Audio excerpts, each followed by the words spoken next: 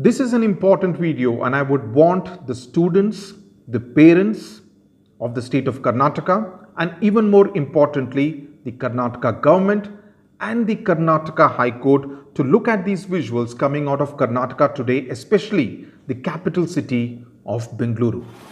What I'm playing out right here is from the government PU college in Sugappa layout in Yelahanka on the outskirts of Bengaluru.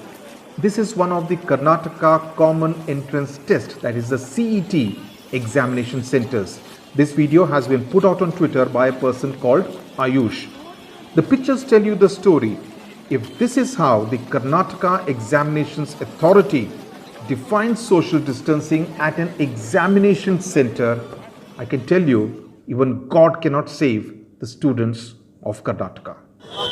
Look at the scenes from Kolar. This visual has been tweeted by multiple handles. What it shows is complete administrative failure. And I want to ask, is this the state of preparedness that the State Council spoke about in the Karnataka High Court on Wednesday evening? If the government thinks these are just random pictures from a few examination centers, wait, there is more. Look at these visuals. They are all over the internet. There is absolutely no space for parents, knowing fully well that there will be at least 390 to 400 parents at each one of the 497 examination centers all over Karnataka. Even inside the examination center, what kind of physical distancing are we really talking about when there are two students accommodated on a single bench? The Prime Minister Narendra Modi speaks of do gaj ki duri. Do gaj translates to 6 feet. Does this picture indicate that? This picture has been tweeted by Pragya. The standard operating procedure it shows was simply just on paper.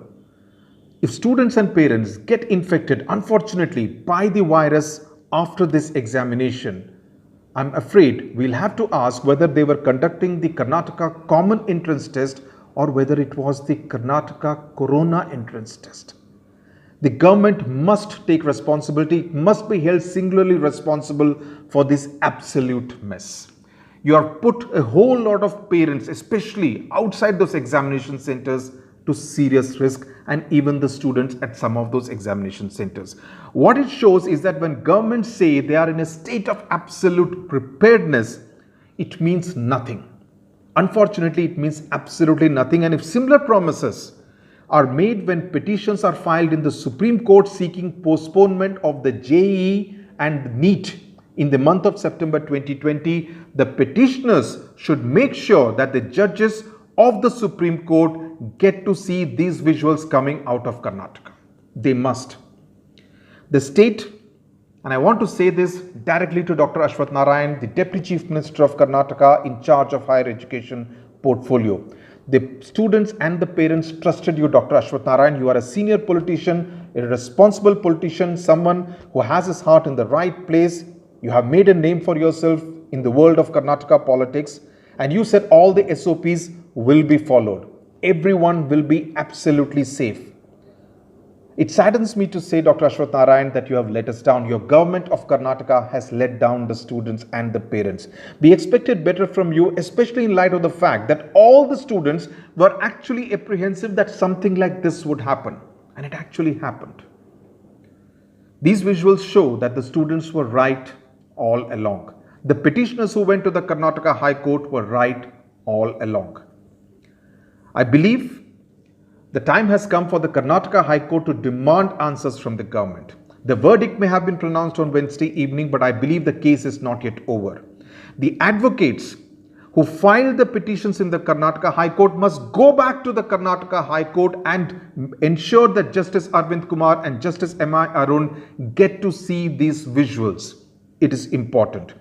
They need to know that this is what happened after they pronounced the verdict on Wednesday evening.